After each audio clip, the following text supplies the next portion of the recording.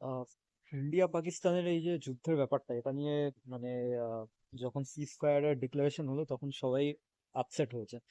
এক একজনের এক একটা রিজন আছে আপসেট হওয়ার। কারোর মতে এতে মরাল ডাউন হয়েছে দেশের সোলজারদের, দেশের কমন পিপলের, যে তারা একটা যুদ্ধ এক্সপেক্ট করছিল, একটা ফার্ম রিপ্লাই দেওয়া হয়েছে, সেটা ব্যাপার না। কিন্তু ব্যাপার হচ্ছে যে আপনারা এটা ভাবেন কি করে যে গভর্নমেন্ট আপনাদের কি মানে মরাল ডাউন হচ্ছে না হচ্ছে সেটা ভেবে ডিসিশন নেবে? It's not like that, right? গভর্নমেন্টের যেটা নেওয়ার আছে, যেটা ডিসিশন নেওয়ার আছে সেটাই নেবে, তাই। আর সিজ ফায়ার যদি এটা আপনারা মনে করেন যে এটা চলবে আহ, অনির্দিষ্টকালের জন্য, for indefinite period of time, then you are also wrong. কেননা সেটা যদি হওয়ার হতো তাহলে লাল বাহাদুর শাস্ত্রীকে এভাবে মরতে হতো না, ঠিক আছে? ওনাকে মরতেই হয়েছিল কারণ উনি আর সেই সময় মনে হয় x president of Pakistan, he was Ayub Khan, I believe. তো যাই হোক, ওনারা দুজন অলমোস্ট একটা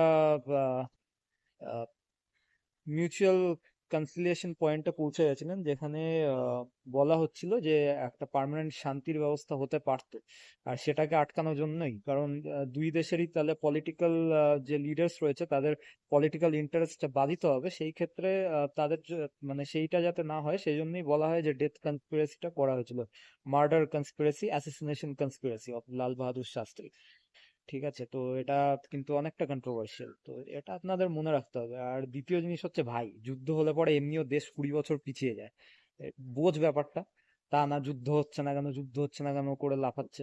আরে যারা চাকরি করছে, কমন ম্যান যারা আছে, তাদের রিক্রুটমেন্ট বন্ধ হয়ে যাবে। যারা এখন স্টুডেন্টস পড়াশোনা করছে বা প্লেসমেন্ট পাওয়ার মোমেন্টে আছে, তাদের প্লেসমেন্ট বন্ধ হয়ে যাবে। এক একজনের এক এক রকম প্রবলেম হবে, খালি যুদ্ধ যুদ্ধ করে বেবদের মতো লাফালেই হলো?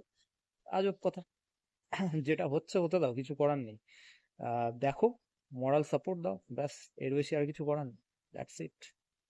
Keep piece.